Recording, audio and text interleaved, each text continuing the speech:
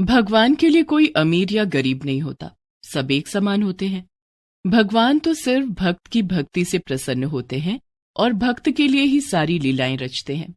रामधीर भी दुर्गा माता का एक गरीब भक्त था, जिसकी रक्षा स्वयं दुर्गा माता ने की। आज नवरात्रि का पहला दिन था। रामधीर बहुत खुश था। रामधीर ने नहा धोकर घर में रखी दुर्गा माता की तस्वीर को सजाया संवारा और उसकी पूजा करने लगा। रामधीर के पास दुर्गा माता को भोग लगाने के लिए कुछ भी नहीं था। रामधीर की 5 साल की बेटी पूजा उसे ये सब करते हुए देख रही थी। वो रामधीर के पास आई और बोली, बाबा क्या बात है, आज आप बहुत खुश लग रहे हो। पूजा बेटी, आज बहुत खास दिन है। आज से नवरात्रि का त्योहार शुरू हो गया है। हम 9 दिनों तक दुर्गा माता की पूजा करेंगे। लेकिन बाबा, आपने दुर्गा माता को प्रसाद तो चढ़ाया ही नहीं। पूजा की बात सुनकर रामधीर उदास हो गया। बेहद गरीबी के कारण रामधीर के पास इतने पैसे भी नहीं थे कि वो दुर्गा माता को भोग लगा सके। दरअसल रामधीर पहले एक कपड़े की फैक्ट्री में काम करता था, लेकिन फैक्ट्री बंद हो जाने के कारण उसकी नौकरी छूट गई थी। रामधीर को स्वादिष्ट खाना बनाने का काम भी आता था। नौकरी छूटने के बाद उसे एक सेठ के घर में खाना बनाने का काम मिल गया, लेकिन पगार बहुत कम थी। उस पर सेठ भी बहुत कंजूस था। वो खाना बनाने के लिए रामधीर को केवल 2000 रुपए देता था। इतने कम पैसों में रामधीर और उसके परिवार का गुजारा बहुत मुश्किल से चल रहा था। लेकिन इतनी भयंकर गरीबी में भी रामधीर दुर्गा माता की पूजा आराधना करना कभी नहीं भूलता। रामधीर ने पूजा से कहा, पूजा बिटिया, दुर्गा माता ने आज मुझसे कहा था कि उनका पेट भरा हुआ है, आज वो कुछ नहीं खाएंगी। मैं कल दुर्गा माता को जरूर भोग लगा दूंगा। ठीक है बाबा। रामधीर काम पर जाने लगा, तभी उसकी पत्नी सुधा ने पीछे से आवाज लगाई, खाना तो खाते जाइए। नहीं सुधा, आज मैं पहले ही लेट हो चुका हूँ। खाना खाने लगा तो और लेट हो जाऊंगा। मालिक बहुत गुस्सा करेंगे। फिर आपको सारा दिन भूखा ही रहना पड़ेगा। आपके मालिक से ये तो होता नहीं कि एक वक्त का खाना ही खिला दे। जाने दो सुधा, वैसे भी मुझे दिन में भूख नहीं लगती है। अच्छा, अब मैं चलता हूँ। रामधीर काम पर जाने के लिए घर से निकल गया। रास्ते में रामधीर सोचता हुआ जा रहा था, मैं भी कितना अभागा हूँ। नवरात्रि के त्योहार पर भी दुर्गा माता को भोग नहीं लगा सकता। हे माँ, तूने अपने इस भक्त को इतना मजबूर क्यों बनाया। ये सोचता हुआ रामधीर काम पर पहुंचा। उस दिन रामधीर लेट हो गया था। सेठ गुस्से में तमतमाया हुआ था। उसने रामधीर से कहा, रामधीर, ये वक्त है आने का। तुम पूरे 15 मिनट लेट आए हो। तुम्हें पता है ना कि मुझे समय पर खाना खाने की आदत है। तुम्हारी वजह से मैं भूखा बैठा हुआ हूँ। माफ कर दीजिए मालिक, आज से नवरात्रि का त्योहार शुरू हो गया है ना। दुर्गा माता की पूजा कर रहा था, इसलिए देर हो गई। कल से मैं समय पर आ जाऊंगा। तुझे दुर्गा माता पगार देती है, मैं देता हूँ, जो तू दुर्गा माता की चाकरी पहले कर रहा है। मालिक, हम सबके पास जो कुछ भी है वो दुर्गा माता का ही दिया हुआ है। हम सब माता के बच्चे हैं और माता के आशीर्वाद से ही सबकी जिंदगी चल रही है। सेठ को पूजा पाठ में कोई रुचि नहीं थी, न ही वो भगवान को मानता था। उसने चिढ़ते हुए रामधीर से कहा, बस बस, कोई दुर्गा माता का कुछ नहीं है। तुम्हारा मालिक मैं हूँ, इसलिए तुम्हें मेरी बात पहले माननी होगी। इस सेठ से तो कुछ कहना ही बेकार है। मैं कल सुबह जल्दी उठूंगा और माता की पूजा जल्दी कर लूंगा। जी मालिक, जैसा आप कहेंगे वैसा ही करूंगा। दूसरे दिन रामधीर सुबह सुबह जल्दी उठा और नहा धोकर तैयार हो गया। रामधीर दुर्गा माता की पूजा करने लगा, लेकिन उस दिन भी माता को भोग लगाने के लिए उसके पास कुछ भी नहीं था। रामधीर की बेटी पूजा ने उससे फिर कहा, बाबा, आज भी आपने माता को भोग नहीं लगाया। आपने कहा था कि आप आज माता को भोग जरूर लगाएंगे। पूजा बिटिया, हमारे घर में माता को भोग लगाने के लिए कुछ भी नहीं है। मैं माता को क्या चढ़ाऊं। इतना कहकर रामधीर की आंखों से टप टप आंसू बहने लगे। तभी पूजा ने अपने हाथों से उसके आंसू पोंछते हुए कहा, बाबा, हमारे पास माता को भोग लगाने के लिए कुछ है। पूजा भागकर रसोई घर से थोड़ी सी चीनी लेकर आई। बाबा, दुर्गा माता को इस चीनी का भोग लगा दो। चीनी का भोग? हाँ बाबा, अब हमारे पास यही है तो यही सही। मेरा दिल कहता है कि माता इस भोग को जरूर स्वीकार कर लेंगी। मुझे माफ कर देना माता, मेरे पास आपको भोग लगाने के लिए इसके अलावा कुछ नहीं है। पूजा के कहने पर रामधीर ने दुर्गा माता को चीनी का भोग लगा दिया। रामधीर पूजा कर रहा था कि तभी सुधा वहां आई और रामधीर से बोली, पूजा के बाबा, नवमी वाले दिन हम कन्या पूजन कैसे करेंगे? कन्याओं को भोजन कराने के लिए हमारे पास पैसे नहीं है।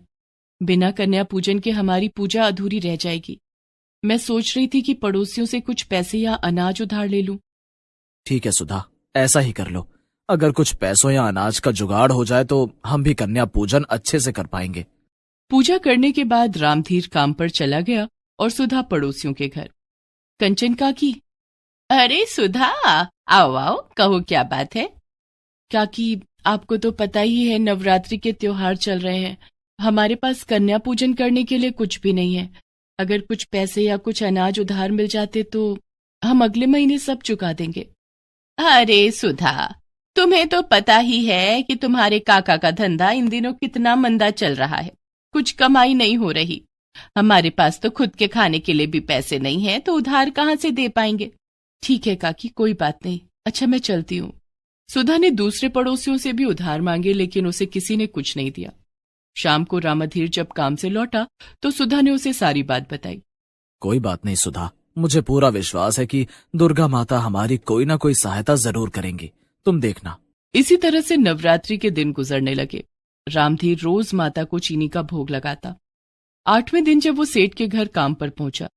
अरे रामधीर, कल घर में कुछ मेहमान आ रहे, स्पेशल खाना बनेगा। तुम सुबह काम पर जरा जल्दी आ जाना। ठीक है मालिक, मैं आ जाऊंगा। रामधीर मनी मन सोचता है कि कल तो नवमी है। अच्छा ही है कि मालिक के घर काम जल्दी निपट जाएगा, तो मैं नवमी की पूजा अच्छे से कर पाऊंगा। दूसरे दिन रामधीर काम पर जल्दी पहुंच गया। सेठ के घर में कुछ रिश्तेदार आए थे। रामधीर सबके लिए ढेर सारे पकवान बना रहा था। हलवा, पूरी, आलू की सब्जी, मिठाइयां और बहुत कुछ। उन सभी पकवान को देखकर रामधीर को कन्या पूजन की याद आ गई। आज कन्या पूजन करनी है, क्यों ना इनमें से थोड़ा पकवान छिपाकर घर ले जाऊं। इन्हीं पकवान से कन्याओं को भोग लगा दूंगा।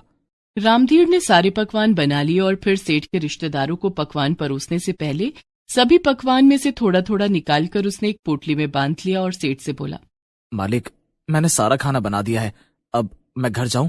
आज दुर्गा नवमी है, मुझे अपने घर में कन्या पूजन भी करना है। ठीक है, चला जा। रामधीर खाने की पोटली को लेकर उसे छिपाता हुआ जाने लगा। तभी सेठ की नजर रामधीर की पोटली पर पड़ी। उसने चिल्लाते हुए रामधीर को पुकारा, रामधीर। जी मालिक। इस पोटली में क्या है? कुछ नहीं मालिक, कुछ भी तो नहीं है। खोल कर दिखाओ इसे। अब रामधीर डर के मारे कांपने लगा। सेठ एक मोटा सा डंडा लेकर आया और डंडा मारकर पोटली रामधीर के हाथ से नीचे गिरा दी। पोटली जमीन पर गिरते ही खुल गई और सारा खाना बिखर गया। पोटली में खाना देखकर सेठ का गुस्सा 7वें आसमान पर चढ़ गया। चोर मेरे घर से खाना चुरा कर ले जा रहा है। मालिक, मुझे माफ कर दीजिए, आज कन्या पूजन है, इसलिए मैं इन्हें कन्याओं को भोग लगाने के लिए खाना ले जा रहा था। तू चोरी के खाने से कन्या पूजन करेगा? रुक, तुझे अभी बताता हूँ। सेठ उसी मोटे डंडे से सबके सामने रामधीर की पिटाई करने लगा। बेचारा रामधीर दर्द के मारे चिल्ला रहा था और मदद के लिए दुर्गा माता को पुकारने लगा। हे दुर्गा माता, मुझे बचा लो। तभी अचानक से किसी ने सेठ का हाथ बहुत जोर से पकड़कर मरोड़ दिया। सेठ के हाथ से डंडा छूटकर जमीन पर गिर गया। सेठ बहुत डर गया, लेकिन वहां कोई भी दिखाई नहीं दे रहा था। कौन है? भूत भूत। उसी समय एक चमत्कार और हुआ कि सेठ का हाथ बहुत जोर से कपकपाने लगा। वो अपने हाथ को अपने कंट्रोल में नहीं कर पा रहा था। दरअसल उसके हाथ में लकवा मार गया था। रामधीर की पीठ से चोट के निशान भी गायब हो गए और उसका दर्द भी चला गया। रामधीर वहां से खाली हाथ अपने घर वापस आ गया। घर आते ही, बाबा, आज आपने आने में कितनी देर कर दी? जल्दी चलो, हमें कन्या पूजन करनी है। लेकिन बिटिया, हम कन्या पूजन कैसे करेंगे? हमारे पास तो कुछ भी नहीं है। चिंता की कोई बात नहीं पूजा के बाबा। अभी थोड़ी देर पहले ना जाने कहां से एक औरत आई थी।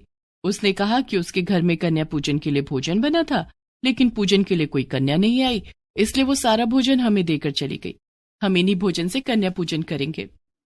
हे दुर्गा माता, आज तो तू चमत्कार पर चमत्कार कर रही है माँ, तेरा बहुत बहुत धन्यवाद। रामधीर ने सेठ के घर में हुई सारी बातें सुधा और पूजा को बताई। उसके बाद उन दोनों ने 9 कन्याओं की पूजा अर्चना की और उन्हें भोग लगाया। सभी कन्याओं में से एक कन्या ने बहुत थोड़ा सा ही भोजन किया और बाकी भोजन थाली में ही छोड़ दिया। उन सब के जाने के बाद, अरे, इस कन्या ने तो भोजन ही नहीं किया। शायद उसे भोजन अच्छा नहीं लगा होगा। कोई बात नहीं, हम इसे माता का प्रसाद समझकर खा लेंगे। तीनों उस छोड़े हुए भोजन को जैसे ही खाते हैं, वैसे ही वो भोजन रुपए, पैसे और सोने चांदी में बदल जाता है। अरे, ये क्या? अभी तो इस थाली में भोजन था, अभी यहाँ रुपए पैसे और सोने चांदी कहाँ से आ गए? वो कन्या कोई साधारण कन्या नहीं थी, वो स्वयं दुर्गा माता थी। उन्होंने ही हमें ये रुपए पैसे सोने चांदी दिए हैं। हे दुर्गा माता, आपका बहुत बहुत धन्यवाद। अरे वाह, ये तो माता दुर्गा ने हमें दिया है। उन रुपए पैसे और सोने चांदी को पाकर रामधीर और उसका परिवार बहुत खुश हो जाता है। उन रुपए पैसों से उनकी गरीबी भी दूर हो जाती है। रामधीर और उसका परिवार अब हर साल नवरात्रि के त्योहार पर बड़ी धूमधाम से दुर्गा माता की पूजा करता और गरीबों के लिए भंडारा करवाता।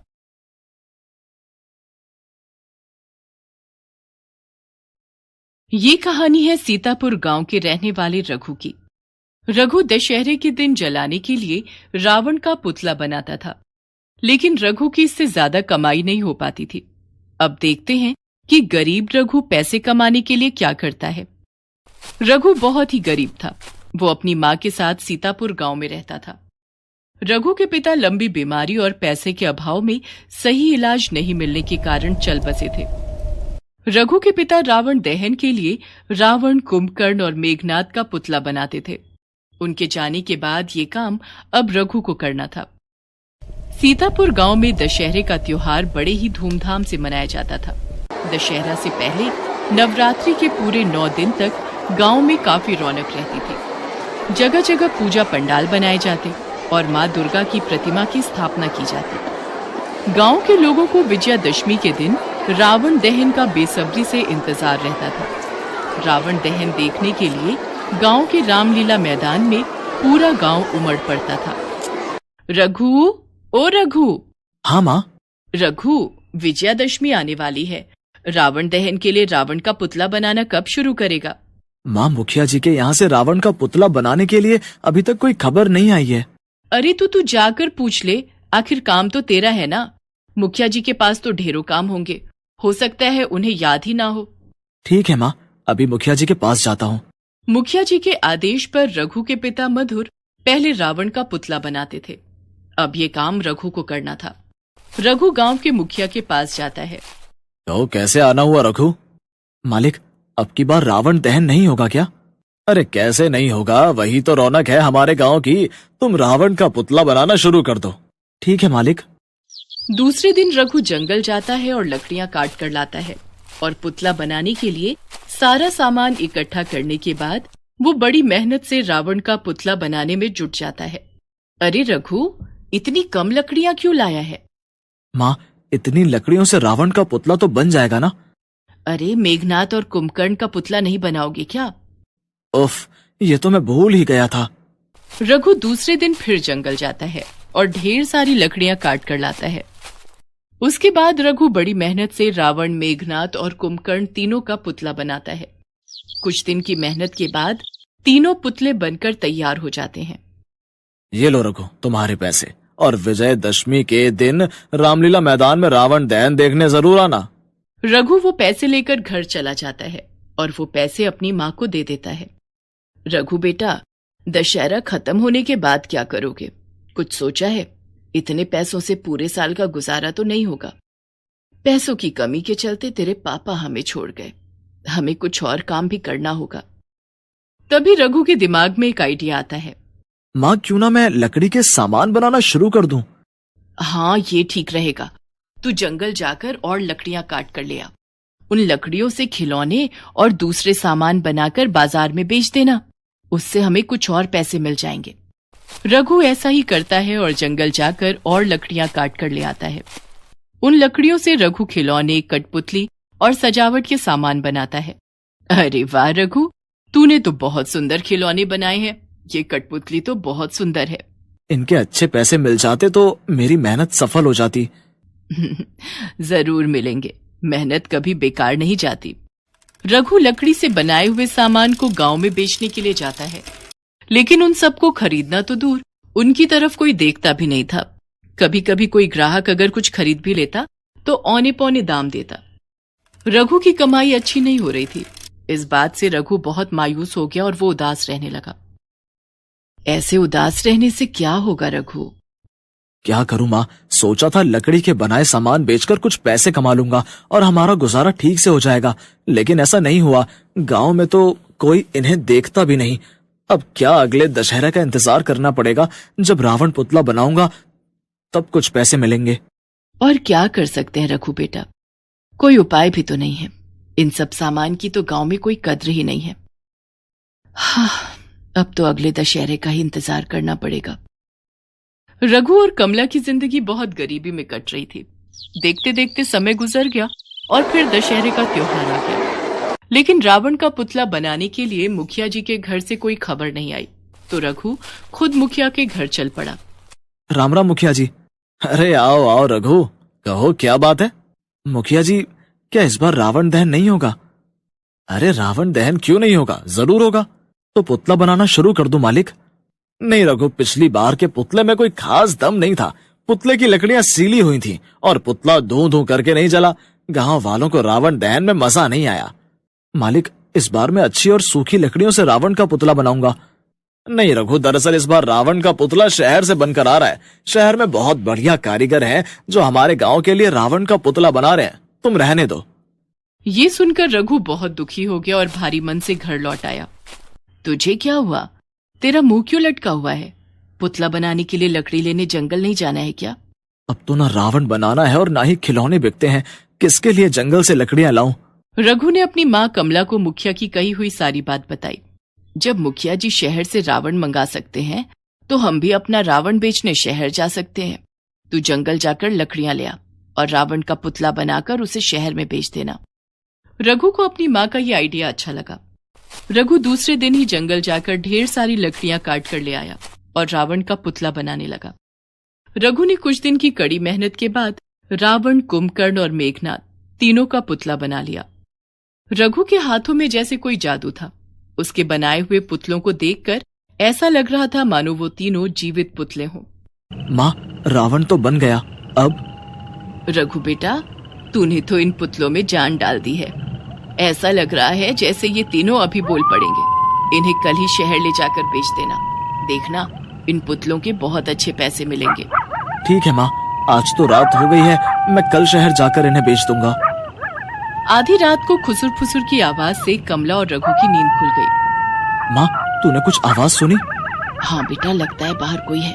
कहीं कोई चोर तो नहीं तेरे बनाए हुए तीनों पुतले चुराने आया हो? चलो देखते हैं। रघु और कमला हाथ में डंडा लेकर घर के बाहर आते हैं। बाहर आकर उन्होंने देखा कि बाहर कोई भी नहीं था। माँ, यहाँ तो कोई भी नहीं है। लेकिन आवाज तो यहीं से आ रही थी। कौन हो सकता है? तभी रावण के होठ हिलने लगे और उसमें से आवाज आई। मुझे बहुत भूख लगी है, मुझे कुछ खाने को दे दो। रघु और कमला ये देखकर बहुत डर गए। डरो नहीं रघु, तुमने हमें बहुत मेहनत और प्यार से बनाया है। हमें बनाने के लिए तुम जंगल से जो लकड़ियां लाए थे वो सब जादुई लकड़ियां थी, इसलिए हमारे अंदर जान आ गई है।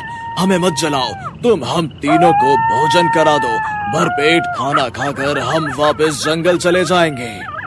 लेकिन इस वक्त हमारे घर में खाने के लिए कुछ भी नहीं है। हमें तो 2 वक्त की रोटी भी नसीब नहीं होती।